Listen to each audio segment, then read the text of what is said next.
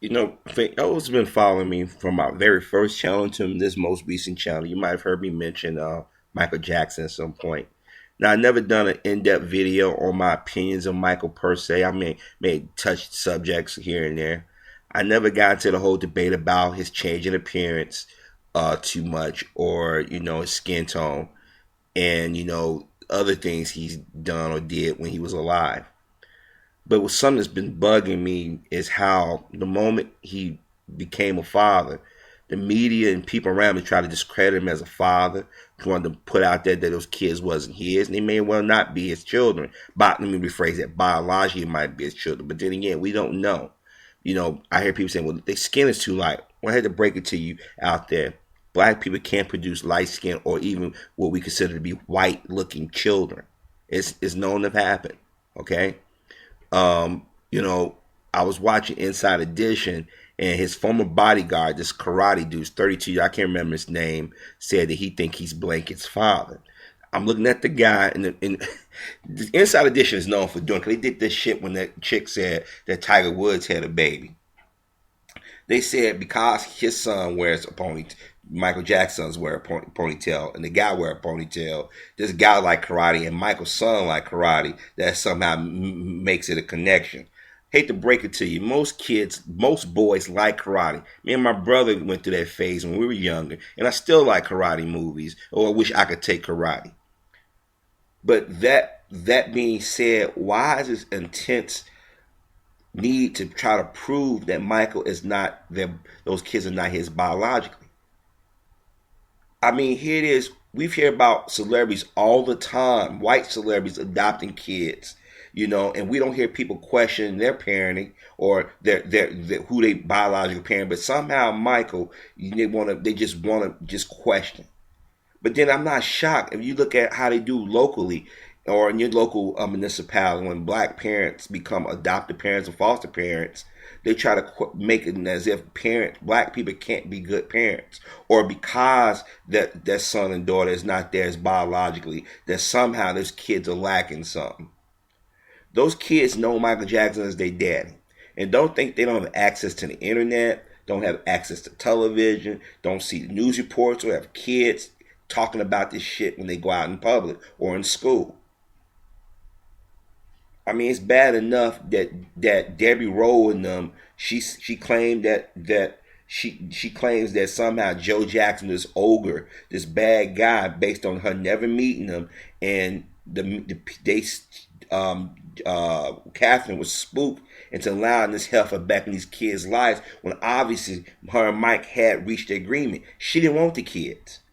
But now it's Michael gone. Now she wanted to be. I want to be hands-on mom. Nah, somebody whispered in the ear and said, "You better make sure them niggas don't get all that money. You better get in while you can." And I keep telling people, those who know me.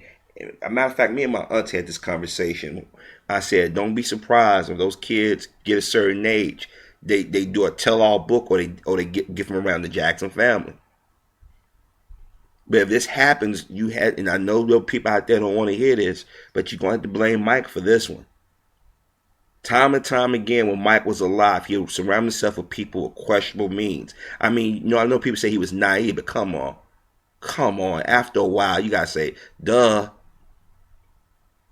He alienated his own family for whatever reason. Now, I don't know the inside out of Michael's family, but when I heard Michael get in public, like him and Sister Latoya, and talk about their father, I said, look, I got issues with my parents. I think all of us have issues with our parents. And if we're blessed to become parents, I'm pretty sure our children have issues with us. That's just a cycle. That's just how things are.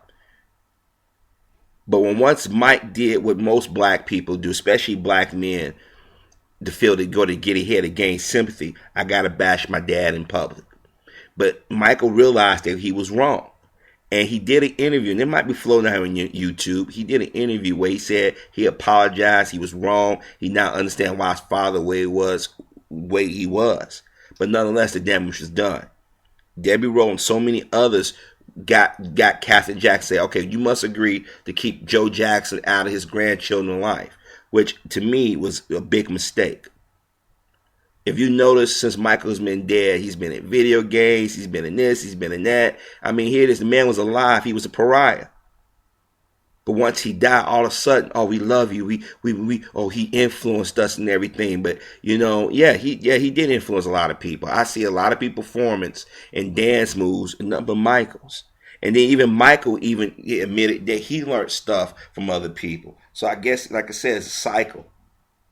But my thing is to sit here and keep talking about who the biological parents is, or Michael may not be the biological parent. All you doing is causing this harm among that family. Believe me, I know people who have children who are adoptive. I know how adopted kids already see themselves, or foster children. And you having these quote-unquote adults, responsible adults, who said we're not supposed to attack children, we're not supposed to put their business, we're not supposed to make them feel worse or bad out here doing stories like this. Come on. I mean, even in death, this brother can't get any respect. Here it is, they showed his naked body on a stretcher. A lot of people had a lot to gain from this man's death, and I'm telling you right now, for those diehard Michael Jackson fans, if you truly are fans of this man, y'all should be complaining to these media organizations about the constant bashing of this brother. I mean, it's sad that even in death, a black man can't get respect or just be left alone. I mean, it's sad to see how they've badmouthed and made jokes about this man, and just for the last 30 years have just talked about him to the point where he's become a caricature. Here it is, Elvis Presley done questionable and did questionable things. And I don't see anybody attacking his character. How many dead white men and women have done questionable things that we know we got proof of them doing, and we don't bash them? All we have is hearsay, and they just constantly attack this brother. But I'm telling you, they're doing this for a reason. Whether those kids are Michael's biological children or not, they're doing this for a money grab. See, as soon as those kids get a certain age, they got controlling interest in their father's legacy. They're gonna milk it. They're gonna milk, because I'm gonna tell you, don't think that Michael Jackson music won't still be selling 40 or 50 years down the line. He's just that type of performer. Thanks to media, thanks to videotape and film, he's gonna live on forever. Michael has been worth more dead than alive. And he made a lot of money while he was alive. But like I said, Michael did something that a lot of our brothers and sisters have done. We've sat back and we aligned ourselves with a group of people who have not proven themselves to be trustworthy. Michael was not prepared to. If you watch that movie, This Is It, Michael lost a lot of weight. And looking at this, that's why I put this image up when Michael had some weight, when he was happy. I mean, just think about all the black men in Hollywood that have been just browbeaten and attacked, their reputation. Michael Jackson should be used as a learning tool, not just for those in the media or in Hollywood, but just black men in general. Your every move is scrutinized, especially if you're making money and you're doing something positive. And the thing is, a lot of stuff Mike did that didn't get reported during his lifetime is coming out slowly but surely, and people just can't just rationalize or think that maybe we had him wrong. So what we do, we go after his kids. See, Catherine won't be around forever. Joe won't be around forever. So you have to hope that the uncles and the aunts or the cousins will rally around those children, whether they're his biological or not. Those are his children. They know him of him as daddy. But all these so-called friends and former employees coming out of the woodworks now, you should question their motives. Wasn't it Aaron Carter talking about Michael gave him cocaine and shit? All this other stuff. Where was he at when Michael was alive?